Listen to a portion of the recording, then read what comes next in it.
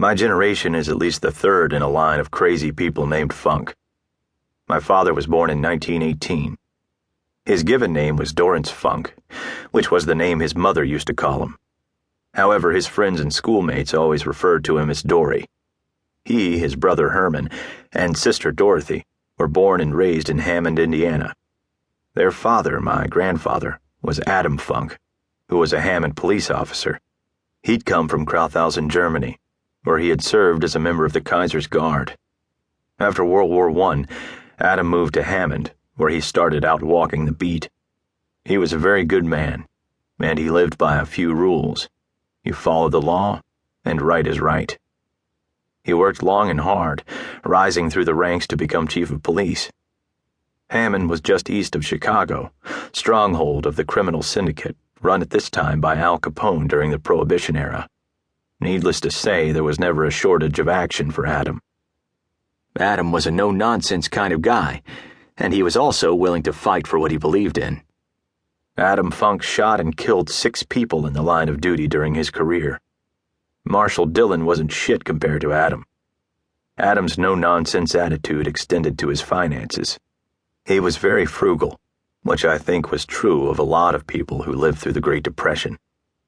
Adam was no-nonsense at home, too.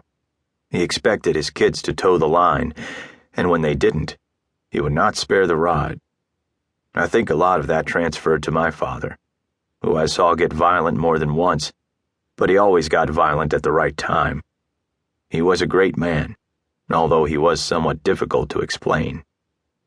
One summer between my father's freshman and sophomore years in high school, Dory Funk had what he thought was a great idea. He would slug a few slots in syndicate-owned stores in Calumet City, on the Illinois-Indiana state line between Hammond and Chicago. Their plan was that my father's buddy would distract the store clerk, while my father would push slugs into the slot machines. He did well for about half an hour. The only hitch to their scheme was a small window on the front of the slot machine that showed the last 3 coins played. When the clerk had finally taken more bullshit than he wanted to, he walked over to the machine.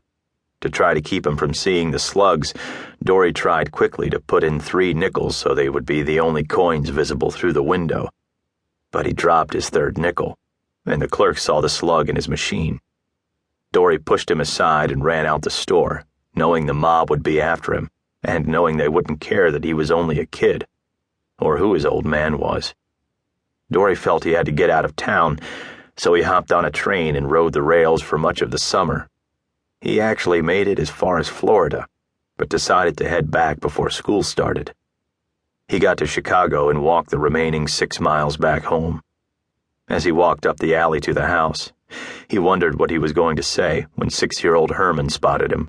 Herman ran back in the house screaming, Pa, there's a bum in the alley, and I think it's Dory." My father was filthy, and he smelled awful. Adam made him take off his foul clothes, and my Aunt Dot burned them in the trash can. Adam asked his son why he had run away.